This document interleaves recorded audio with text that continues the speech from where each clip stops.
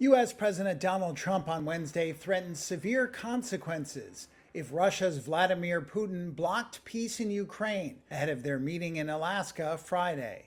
Will Russia face any consequences if Vladimir Putin does not agree to stop the war after your meeting on Friday? Yes, they will.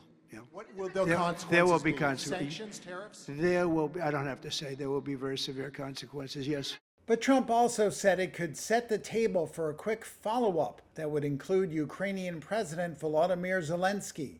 If the first one goes okay, we'll have a quick second one. I would like to do it almost immediately, and we'll have a quick second meeting between President Putin and President Zelensky and myself if they'd like to have me there.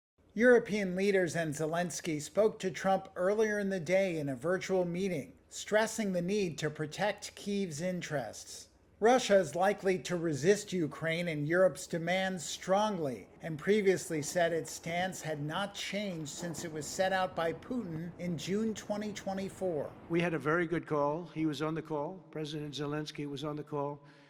I would rate it a 10, very, very friendly. French President Emmanuel Macron said Trump was very clear that the United States wanted to achieve a ceasefire at the meeting and agreed that Ukraine must be involved in any discussions about ceding land. The second element that was very clearly expressed by President Trump is that the question of Ukrainian territory can and will only be negotiated by the Ukrainian president.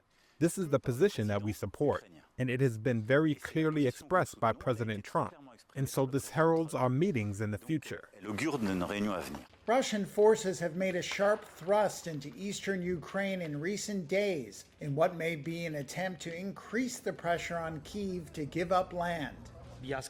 I told the U.S. president and all our European colleagues that Putin is bluffing. He is trying to put pressure on before the meeting in Alaska along all parts of the Ukrainian front. Russia is trying to show that it can occupy all of Ukraine. Of course, this is their desire. Trump and Putin are due to discuss how to end the 3.5-year-old conflict, the biggest in Europe since World War II. Trump has previously said both sides will have to swap land to end fighting that has cost tens of thousands of lives and displaced millions.